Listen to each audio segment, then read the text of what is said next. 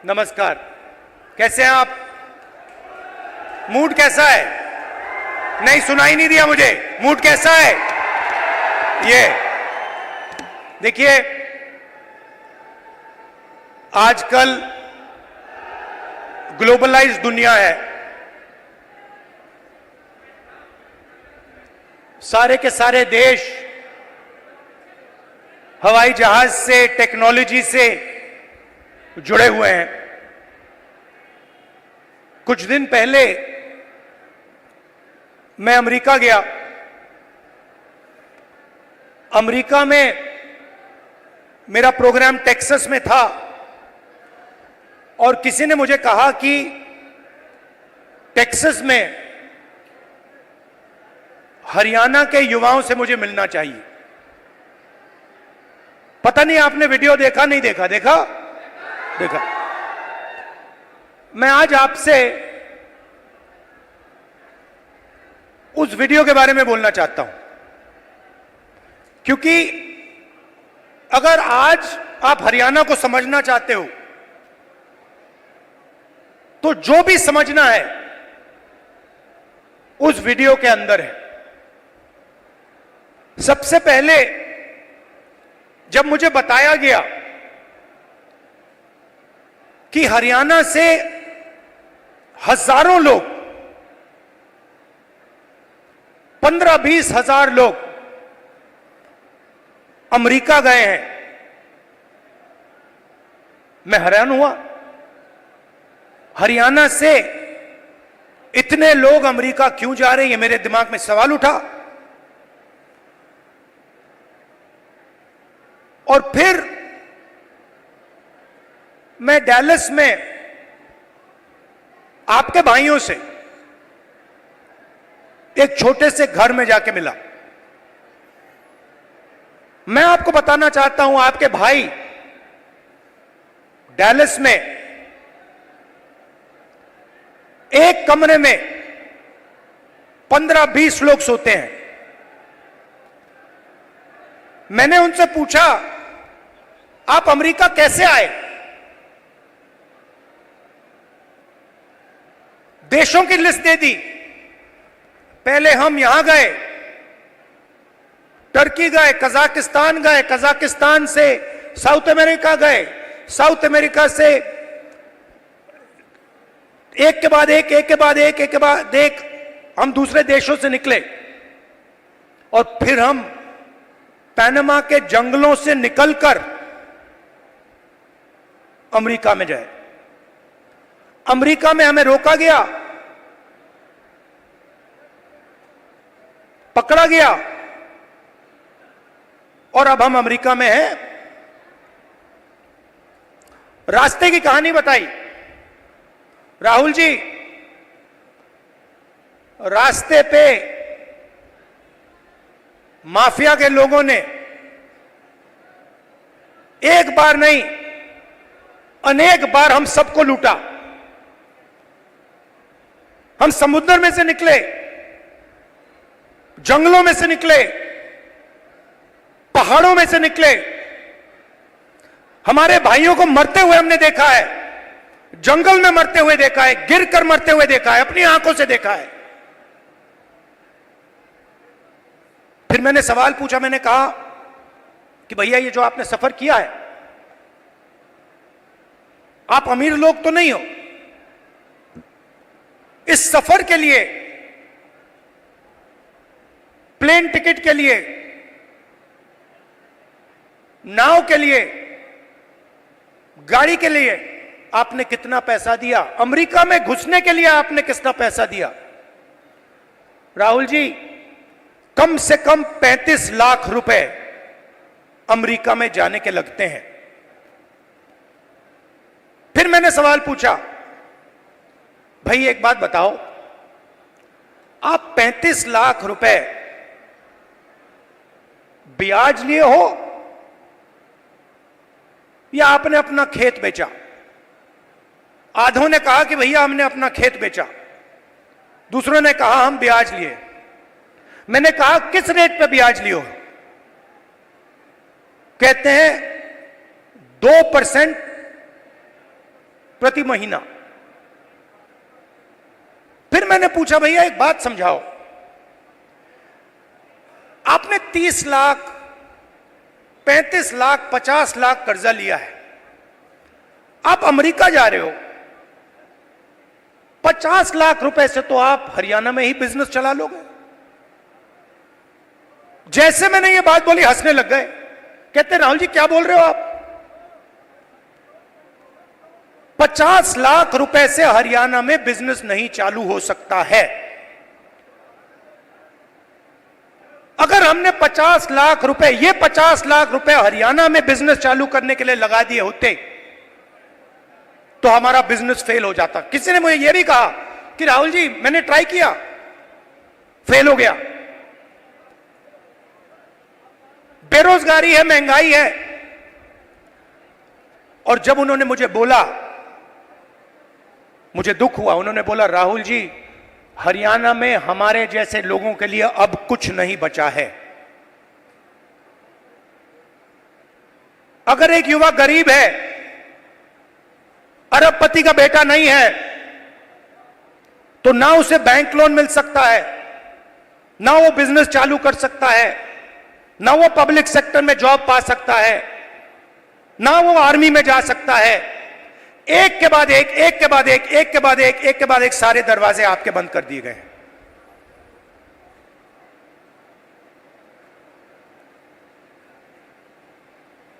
मैं जब उस घर से निकला, मैं सोच रहा था कि अगर इनकी ये हालत है तो इनके बच्चों की क्या हालत है। ये तो यहां है, कोई ट्रक चला रहा है, कोई जॉब कर रहा है, पैसा कमा रहे हैं। मेरे माइंड में आया कि इनके बच्चे क्या कर रहे हैं, इनकी फैमिली क्या कर रही है। कमरे में मैंने बात उठाई थी, मैंने कहा कि आप फैमिली से मिलते हो? नहीं राहुल जी, हम 10 साल के लिए अपने बच्चों से नहीं मिल पाएंगे, अपने परिवार से नहीं मिल पाएंगे, हमारे माता पिता मर जाएंगे मगर हम वापस नहीं जा पाएंगे। और फिर एक व्यक्ति ने मुझे कहा राहुल जी एक काम कीजिए, जब आप वापस हिंदुस्तान जाएंगे तो आप 5 मिनट के लिए हमारे परिवारों से मिल लीजिए और उनको कह दीजिए कि हम ठीक हैं, हम सलामत हैं। मैंने उनसे कहा कि भाई बताओ, आपके पास तो मोबाइल फोन तो होगा, वीडियो कॉल करते होगे, तो उनको तो मालूम होगा। वो मुझे कहते हैं नहीं राहुल जी, वो मानते नहीं है, हम वीडियो फोन पे कॉल करते हैं और हमारे बच्चे मानते नहीं है कि हम ठीक हैं। अजीब सी बात है। फिर मैं करनाल गया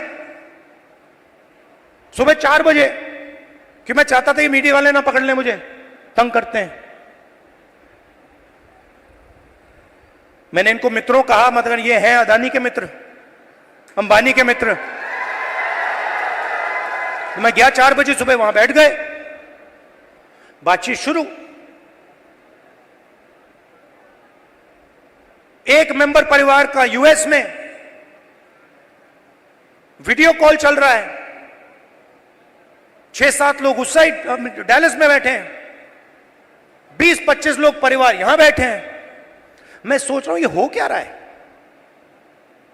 और फिर छोटा सा बच्चा दौड़ता हुआ वो कंप्यूटर के पास जाता है, कंप्यूटर को ऐसे पकड़ता है और इतनी जोरों से चीखता है कि मैंने मतलब शायद अपनी लाइफ में ये चीख नहीं सुनी। कांपता हुआ चीखता है, पापा पापा पापा वापस आओ।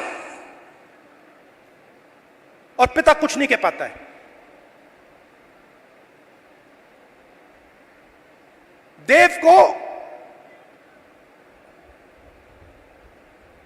देव की आंखों में आंसू, चिल्ला रहा है, और पिता हजारों किलोमीटर दूर मुस्कुराने की कोशिश कर रहा है, नहीं मैं ठीक हूं। किसी ने कहा बच्चा इमोशनल हो गया।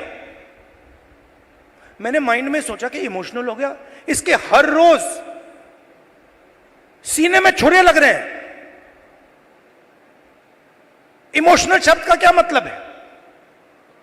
वो अपने पिता को 10 साल के लिए नहीं देखेगा, छू नहीं पाएगा, गले नहीं लग पाएगा। क्यों? क्योंकि हरियाणा की सरकार ने हरियाणा को नष्ट कर दिया है, खत्म कर दिया है।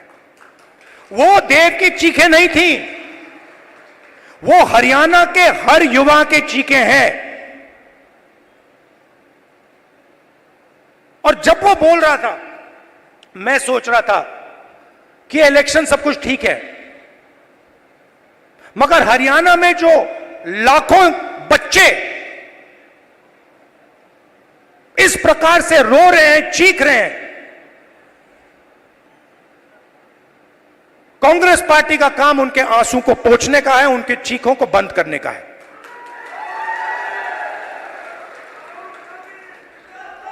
अब देव रो क्यों रहा है, यह मैं आज आपको समझाना चाहता हूं। नरेंद्र मोदी जी ने, हरियाणा की सरकार ने सिस्टमैटिकली इस देश का जो रोजगार का सिस्टम है उसको खत्म किया है। वो जो युवा अमेरिका गए हैं, छोटे से घर में 20-25 एक कमरे में रह रहे हैं। एक वहां पे था जिसको एक्सीडेंट हो गया, चल नहीं पा रहा है। उसकी मां मुझे कहती है, राहुल जी मैं तो बेटे से मिलना चाहती हूं। मैं कहना नहीं चाहता था, कैसे मिलोगी? वो 10 साल के लिए वापस नहीं आ सकता। तो बच्चे चिल्ला रहे हैं, माताएं चिल्ला रही हैं, पूरा परिवार चिल्ला रहा है। क्यों? क्योंकि हरियाणा में रोजगार नहीं। नरेंद्र मोदी क्या करते हैं? काले कानून लाते हैं। जो है आपके पास, जो आप पूरे देश को देते हो, वो भी छीनने की कोशिश कर रहे हैं। कल मैं जम्मू कश्मीर गया, वहां पे कंप्लेंट आ रही है, भैया हमारा सेब का पूरा बिजनेस ठप हो गया, अदानी जी को दे दिया है।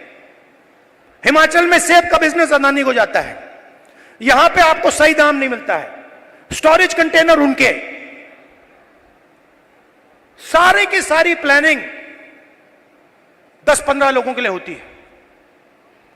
हरियाणा के किसानों का कर्जा माफ नहीं होगा, आपको सही एमएसपी नहीं मिलेगी, मगर 25 अरबपतियों का 16 लाख करोड़ रुपया कर्जा माफ होगा। और आप देखते रहोगे कि भैया हो क्या रहा है। यह प्रदेश जो पूरे देश को भोजन देता है, यहां हो क्या रहा है।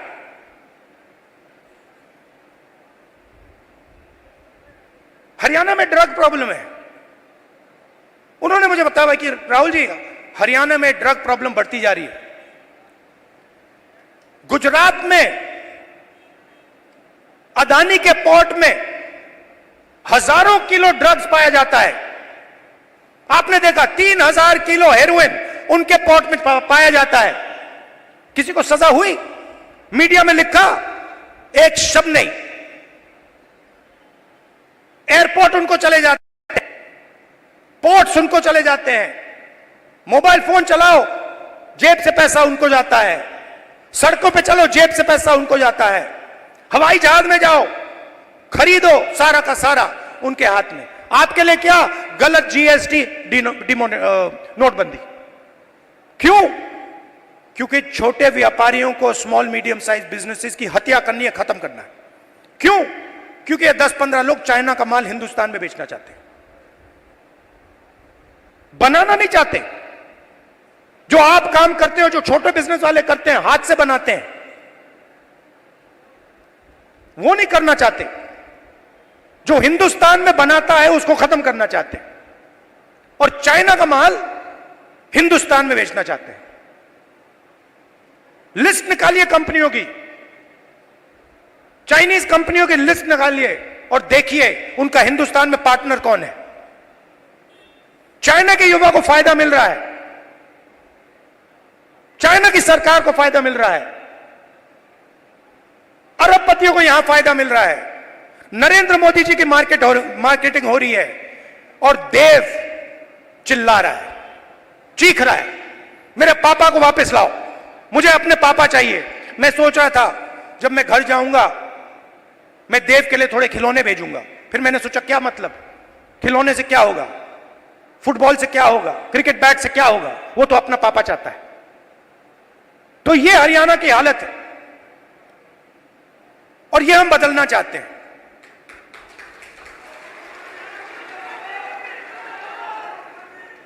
यहां पे स्टेज पे पुनिया जी बैठे हैं, कहां है ये और इनके जैसे लोग गोल्ड मेडल पाते हैं। मैं इनके जिम में गया, ये 24 घंटा लगे रहते हैं।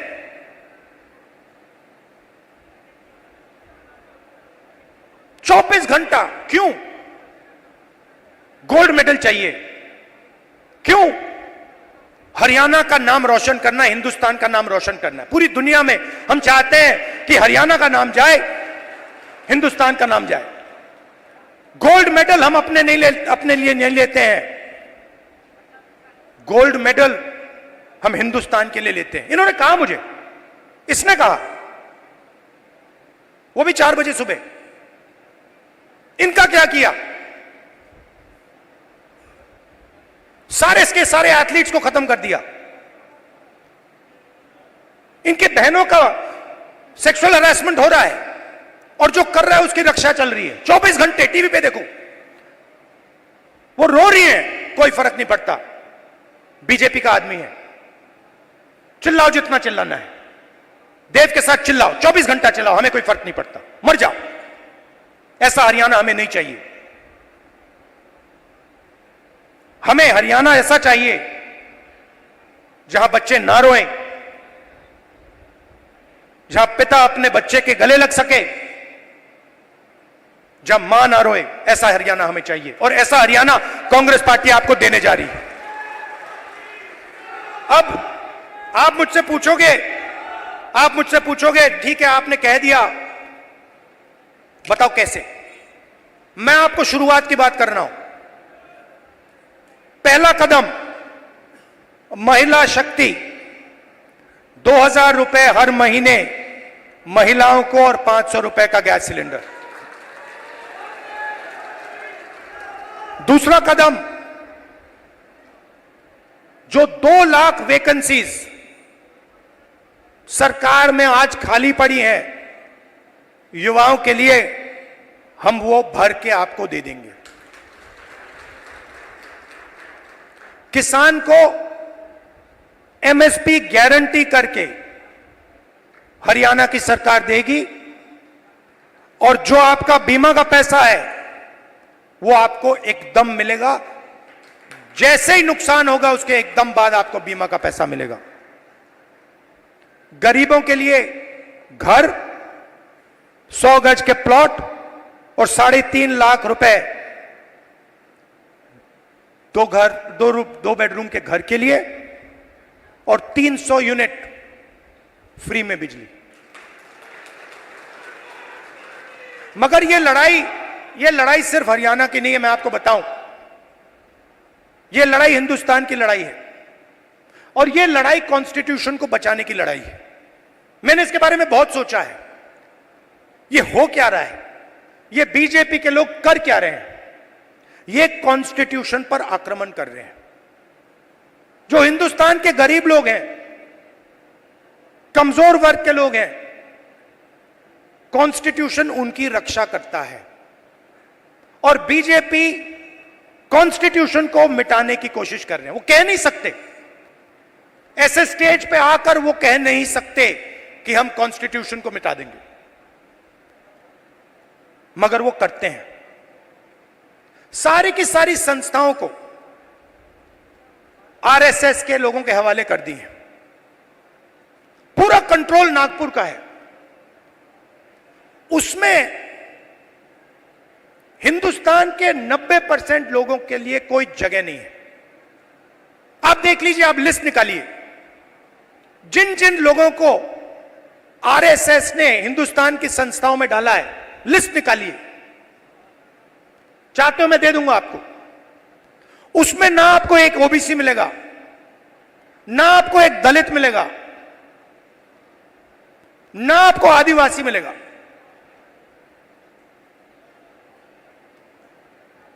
तो खोखला कर रहे हैं देश को। इलेक्शन कमीशन में अपने लोग, ब्यूरोक्रेसी में अपने लोग, मीडिया में अपने लोग, इंटेलिजेंस सर्विसेज में अपने लोग, और 90% हिंदुस्तान के लिए कुछ नहीं। इसलिए हमने चुनाव में जाति जनगणना की बात की। हिंदुस्तान में किसकी कितनी आबादी है, यह हम जानना चाहते हैं। अब इसमें कोई गलत बात तो नहीं है। जैसे चोट लगती है, आपको पैर में चोट लगती है, डॉक्टर कहता है भैया एक्सरे कराओ, चेक कराओ। हम सिर्फ यह कह रहे हैं कि भैया चेक कराओ, इस देश में दलित कितने हैं, आदिवासी कितने हैं, पिछड़े कितने हैं, गरीब जनरल कास्ट के कितने लोग हैं, यह पता लगाओ। कभी आरएसएस कहती है करना चाहिए, अंदर से कहते हैं भैया ये मत करवा देना, सच्चाई निकल आएगी। सच्चाई क्या है कि 90% लोगों के पास कुछ है ही नहीं। 250 सबसे बड़े बिजनेसेस देख लीजिए, लिस्ट निकालिए, उनकी मैनेजमेंट की लिस्ट निकाल लीजिए, उनके सीईओज की लिस्ट निकाल लीजिए, ओनरशिप जिसके हाथ में, उनकी लिस्ट निकाल लीजिए। आपको उसमें एक ओबीसी, एक दलित, एक आदिवासी मिल जाए तो मुझे बता देना, मैं उसको अभी भी ढूंढ रहा हूं। कॉर्पोरेट इंडिया में 90% हिंदुस्तान का एक भी व्यक्ति नहीं है। गरीब जनरल कास्ट भी वहां आपको नहीं दिखेगा। सिलेक्ट लोग हैं। अदानी जी का बिजनेस है, हजारों बिजनेस उससे कनेक्टेड हैं। वो सारे के सारे कोई ना कोई परिवार का आदमी है, भाई कुछ करता है, बहन कुछ करती है, फैमिली बिजनेस है। ऐसे ही बिजनेसेस है। 250 में से आप मुझे नाम दे दो दलित का, आप नाम दे दो आदिवासी का, आप नाम दे दो पिछड़े का, नहीं है। ब्यूरोक्रेसी में देखो, हिंदुस्तान की सरकार को 90 लोग चलाते हैं, सेक्रेटरी कहलाते हैं।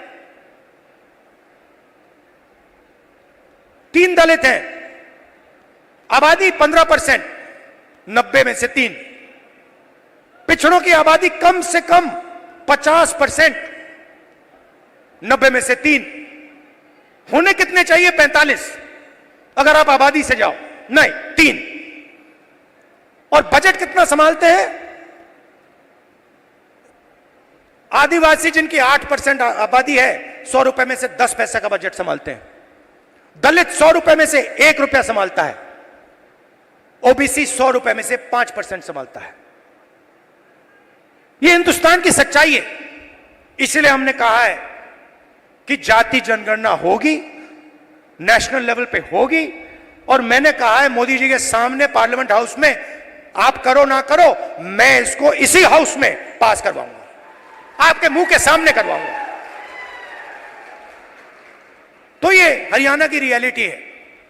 और ये क्या करते हैं? बांटने का काम करते हैं। मीडिया वाले 24 घंटे लगे रहते हैं। एक जात को दूसरी जात से लड़ा दो, एक धर्म को दूसरे धर्म से लड़ा दो, और पूरा का पूरा फायदा अदानी को पहुंचा दो। हरियाणा एक साथ लड़ेगा, सबकी सरकार बनेगी, खुशी से बनेगी। चुनाव में कांग्रेस पार्टी स्वीप करने जा रही है, स्वीप करने जा रही है, आंधी आ रही है और हम सबकी सरकार बनाएंगे। किसी एक की सरकार नहीं होगी, पूरे हरियाणा की सरकार होगी। इसमें सबकी इज्जत होगी, सबकी रिस्पेक्ट होगी, सबकी जगह होगी। और मेरी जहां भी आपको जरूरत हो, कहीं भी पार्लियामेंट में आपको कुछ उठवाना हो, कुछ कहलाना हो, आप मुझे बस ऑर्डर दीजिए, राहुल जी हरियाणा आपसे यह कहलवाना चाहता है, मैं कह दूंगा वहां पे जाके। दिल का रिश्ता है, पुराना रिश्ता है। मैं आपसे यहां आके 50 झूठ नहीं बोलने वाला, वो मोदी जी का काम है। आपने 10 साल देख लिए, सुन ली उनकी बात, आमदनी दुगनी कर दूंगा और फिर काले कानून ले आए, छोटे बिजनेसेस को फायदा पहुंचाऊंगा, नोटबंदी जीएसटी ले आए। उनका काम आप जानते हो। अब सब मिलकर एक साथ हरियाणा को खड़ा होना है, क्योंकि देव जैसे जो बच्चे रो रहे हैं